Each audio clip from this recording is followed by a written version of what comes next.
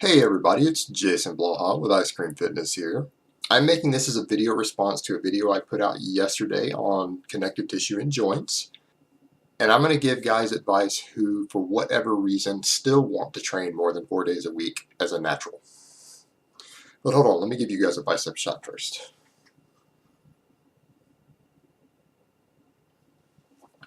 Alright, a lot of my new subscribers, and I have thousands of new subscribers in the last few weeks, may not be aware, but something that I like to do oftentimes is take things that I do not do personally and I do not advise other people to do and find ways to make them work anyways. And sometimes even point out the merits of something that I don't personally do or advise and show why it still can be good.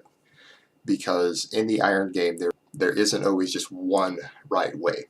Now, right off the bat, due to the connective tissue issues and potential for that, anyone who wants to train more than 4 days a week as a natural lifter, particularly if you're training correctly, not using a body part split, but instead are hitting everything at least 2 times a week. What I would do is focus very heavily on deloads. If you insist that you want to do this and you want to actually do normal weightlifting for those 5 or 6 days, what I would do is deload very frequently. I would actually push hard for 3 weeks and then I would take a full 1 week deload every 4th week. Furthermore, anytime you start getting joint or connective tissue pain, take at least a deload day. And I outlined all of that in the deload videos, links below in the video that I'm responding to. So deloads become very, very important. Now, another option you have, because a lot of people want to do this, even though I've said you're not necessarily going to make more muscle gains from it, a lot of people feel that they need the stress relief, or they feel that they get into better shape or they get better conditioning from doing more days. And so my advice might be to do proper conditioning work. And I don't mean what people think of as cardio, because I'm not a fan of traditional cardio other than for cutting to help you burn calories. But for people who just want better conditioning, I would do what's called GPP work, which most athletes know what this is. Powerlifters know what this is. A lot of you guys don't. It stands for General Physical Preparedness. And I'm going to give you some examples. And these will not impact your recovery the same way that lifting will, and they won't impact your joints the same if they're done correctly. These are things like barbell complexes, which are oftentimes, you guys can Google it yourself. Google what barbell complexes are and examples.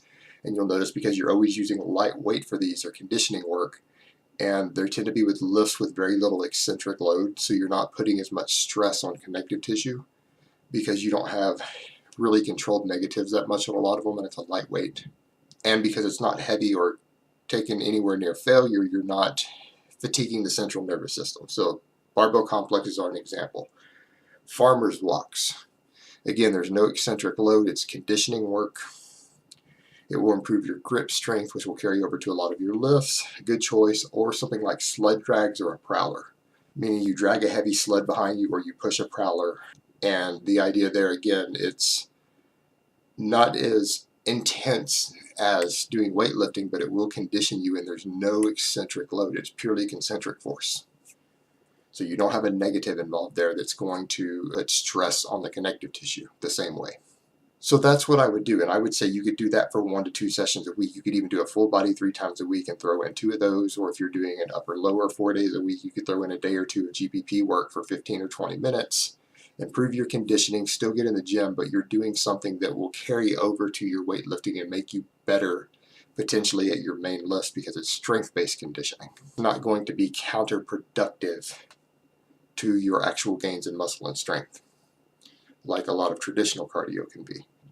Alright guys, that's really all I have to say on that today. I hope it has been informative, and I will talk to you next time.